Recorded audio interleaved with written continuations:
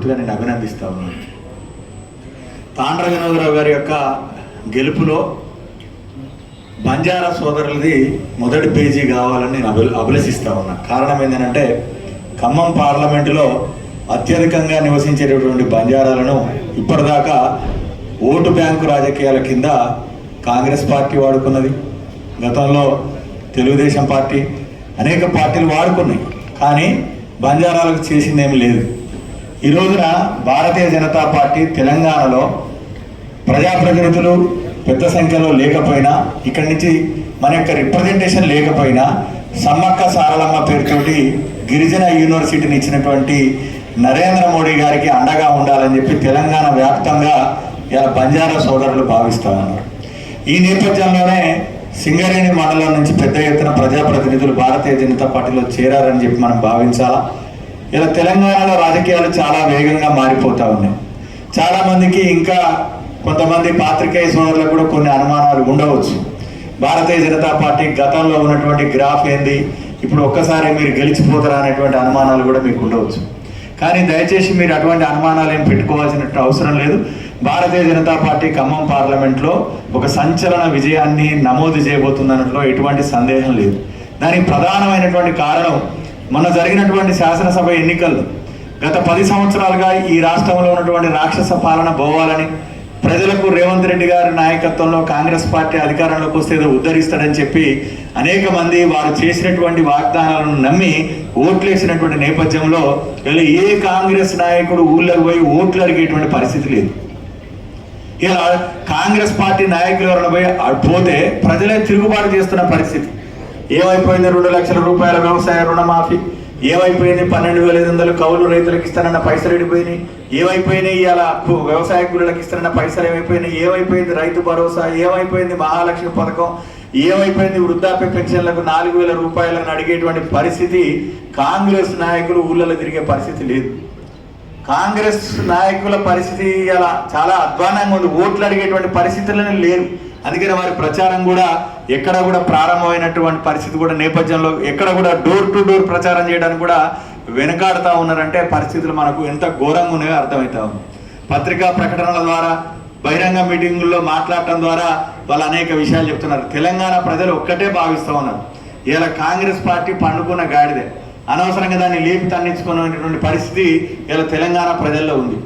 అనవసరంగా పండుకున్న గాడిదని లేపి అనవసరంగా దండించుకున్నాం అనేటువంటి బాధపడుతున్నారు. అందుకనే ప్రతీకారం తీర్చుకోవాలా, కాంగ్రెస్ పార్టీకి బుద్ధి చెప్పాలా, నరేంద్ర మోడీ గారికి అండగా ఉండాలని తెలంగాణలో ఎక్కడైనా చర్చ జరుగుతూ ఉంది. ఆ చర్చలో ఖమ్మం జిల్లా కూడా ఉంది. దానికేం అతీతం కాదు. ఎందుకంటే ఎంత స్పందన ఉందంటే ఏ గ్రామానికి పోయినా ఈసారి మోడీ గారి కోసం ఓటేస్తాం, ఈసారి మోడీ గారి కోసమే మేము ఆలోచిస్తున్నాం, ఖమ్మంలో భారతీయ జనతా పార్టీ అభ్యర్థి ఎందుకు గెలవద్దు, మన ఖమ్మాన్ని అభివృద్ధి చేసుకోవాలని చెప్పి ప్రజలే ఎక్కడికక్కడ భారతీయ జనతా పార్టీ నాయకులను స్వాగతిస్తున్నారు, ఆశీర్వదిస్తున్నారు, స్వాగతం పలుకుతా ఉన్నారు. మనం ఒకసారి ఆలోచన చేస్తే భారతీయ జనతా పార్టీకి ఉమ్మడి ఖమ్మం జిల్లాలో గతంలో ఇప్పుడు శాసనసభ్యులు లేరు. అయినప్పటికీ కూడా ఉమ్మడి ఖమ్మం జిల్లాను తీసుకుంటే ఇవాళ దక్షిణ అయోధ్యగా పిలిచేటువంటి భద్రాచలానికి ప్రసాదం స్కీమ్ కింద నిధులను విడుదల చేసింది భారతీయ జనతా పార్టీ. రామాయణ్ కారిడార్లో చేర్చింది భారతీయ జనతా పార్టీ. భద్రాచలానికి రైల్వే మార్గానికి సర్వే పూర్తి చేసింది భారతీయ జనతా పార్టీ. ఇలా కొత్తగూడెం నుంచి సత్తుపల్లికి రైల్వే లైన్ తీసుకొచ్చింది భారతీయ జనతా పార్టీ. సూర్యాపేట నుంచి దేవరపల్లికి జాతీయ రోడ్డు మంజూరు చేసి, ఇలా పొరుగు నుంచి కోలాడకు జాతీయ రోడ్డు మంజూరు చేసి, నాగపూర్ నుంచి అమరావతికి ఖమ్మం జిల్లా వెళ్తున్నటువంటి రహదారికి నిధులు మంజూరు చేసి, రాయపూర్ నుంచి మరి ఇబ్రహీంపట్నానికి విజయవాడ వైపు వెళ్తున్నటువంటి రహదారికి మంజూరు చేసి, ఇక్కడ ప్రజాప్రతినిధులు లేకపోయినా మౌలిక వసతుల కల్పన, జాతీయ రహదారుల అభివృద్ధి అనేది చేస్తున్నటువంటి నేపథ్యాన్ని ప్రజలు గమనిస్తూ ఉన్నారు. ఇలా ఖమ్మం నగరంలో మనం చూస్తూ ఉన్నాం. అమృత్ పథకం కింద అమలైనటువంటి పథకాలే. పాత మంత్రి గారు నేను ఖమ్మాన్ని బ్రహ్మాండం బద్దలు చేసినంటే ఆ పైసలన్నీ కూడా అమృత్ పథకం కింద నరేంద్ర మోడీ గారి ప్రభుత్వం ఇచ్చినాయి. మీరు ఇలా వాటర్ ట్యాంకుల మీద క్లియర్గా ఉంటుంది అమృత్ పథకం అని. ఇంటింటికి నల్లా ఇలా పెట్టిన నిధులన్నీ కూడా అమృత్ పథకం కింద వచ్చినటువంటి నిధులు అయినటువంటి విషయం అందరికీ తెలుసు.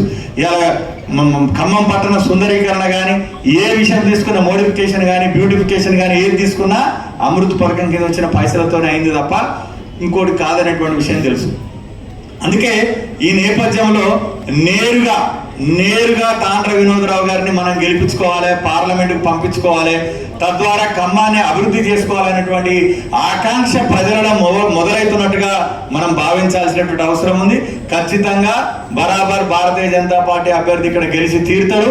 అనేకమైనటువంటి ఎజెండా ఉంది మాకు కూడా, మేము పాత్రికేయ మిత్రుల గురించి. ఎందుకంటే తెలంగాణలో తొలి మలిదశ ఉద్యమం ప్రారంభమైనప్పుడు ఖమ్మం జిల్లా ప్రత్యేకంగా ఖమ్మం జిల్లాకు సంబంధించినటువంటి పాత్రికేయ మిత్రుల కష్టాలు చూసినాం.